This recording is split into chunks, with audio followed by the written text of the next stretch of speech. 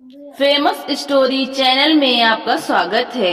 आइए आज हम आपको सुनाते हैं जयशंकर प्रसाद की लघु कथा भिखारिन। जानवी अपने बालू के कंबल में ठिठुर कर सो रही थी। शीत कुहासा बनकर प्रत्यक्ष हो रहा था। दो चार लाल धाराएं प्राची के क्षितिज में बहना चाहती थी। धार्मिक लोग स्नान करने के लिए आने लगे थे।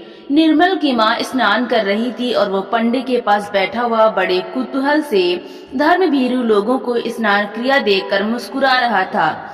उसकी माँ स्नान करके ऊपर आई। अपनी चादर ओढ़ते हुए स्नेह से उसने निर्मल से पूछा, क्या तू स्नान ना करेगा? निर्मल ने कहा, नहीं माँ, मैं तो धूप निकलने पर घर पर ही स्नान करूंगा। पंडा जी ने हंसते हुए कहा, माता, अब आपके लड़के पुण्य धर्म क्या जाने, यह सब तो जब तक आप लोग हैं तभी तक है। निर्मल का मुंह लाल हो गया, फिर भी वो चुप रहा। उसकी माँ संकल्प लेकर कुछ दान करने लगी। सहसा जैसे उजाला हो गया। एक धवल दांतों की श्रेणी अपना भोलापन बिखेर गई। कुछ हमको दे दो रानी माँ। निर्मल ने देखा, एक 14 बरस की भिखारिन भीख मांग रही है। पंडा जी झल्लाए, बीच में ही संकल्प अधूरा छोड़कर बोल उठे, चल हट। निर्मल ने कहा, माँ, कुछ इसे भी दे दो। माता ने उधर देखा भी नहीं, परंतु निर्मल ने उस जीर्ण मलिन वसन में एक दरिद्र हृदय की हंसी को रोते हुए देखा। उस बालिका की आंखों में एक अधूरी कहानी थी। रूखी लटों में सादी उलझन थी और बरौनियों के अग्रभाग में संकल्प के जलबिंदु लटक रहे थे। करुणा का दान जैसे होने ही वाला था। धर्मपरायण निर्मल की मां स्नान करके निर्मल के साथ चली। भिखारिन को अभी आशा थी, वो भी उन लोगों के साथ चली। निर्मल एक भावुक युवक था। उसने पूछा, तुम भीख क्यों मांगती हो? भिखारिन की पोटली के चावल फटे कपड़े के छिद्र से गिर रहे थे। उन्हें संभालते उसने कहा, बाबूजी, पेट के लिए। निर्मल ने कहा, नौकरी क्यों नहीं करती माँ? इसे अपने यहाँ रख क्यों नहीं लेती हो? धनिया तो प्राय आती भी नहीं।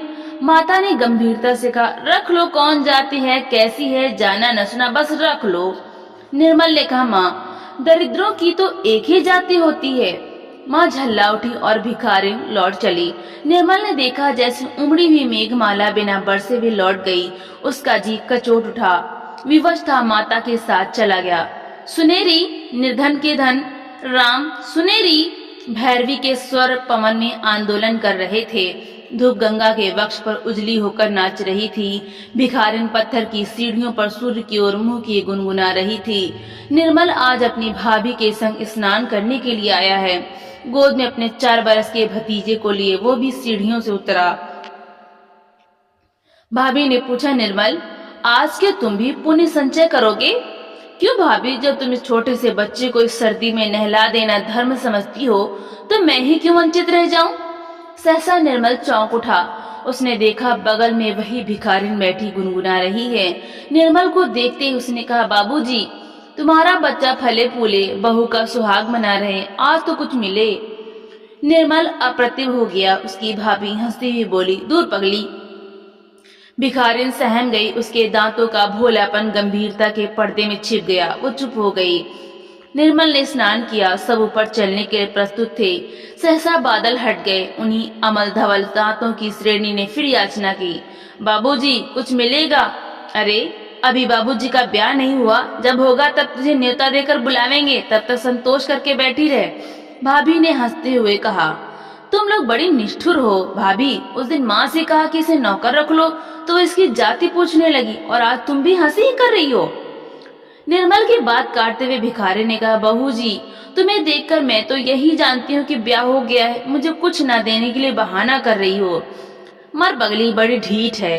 भाभी ने कहा, भाभी, उस पर क्रोध ना करो। वो क्या जाने, उसकी दृष्टि में सब अमीर और सुखी लोग विवाहित हैं। जाने दो, घर चलें।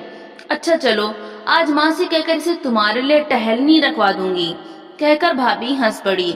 युवक हृदय उत्तेजित हो उठा, बोला, यह क्या भाभी, मैं तो इसे ब्याह करने के लिए भी प्रस्तुत हो जाऊंगा, तुम व्यंग्य क्यों कर रही हो?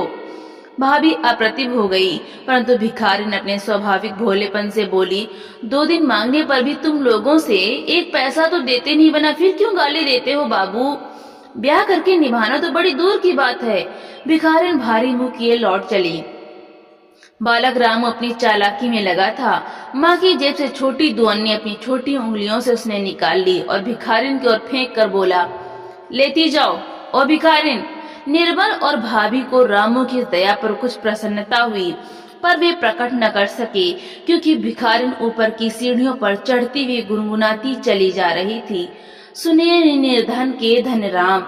तो दोस्तों, आपको ये कहानी कैसी लगी? लाइक करें, ज्यादा से ज्यादा शेयर करें और कमेंट करके हमें जरूर बताएं। और इसी तरह की हिंदी साहित्य की कहानियां सुनने के लिए हमारे चैनल को सब्सक्राइब करना बिल्कुल भी ना भूलें। तो मिलते हैं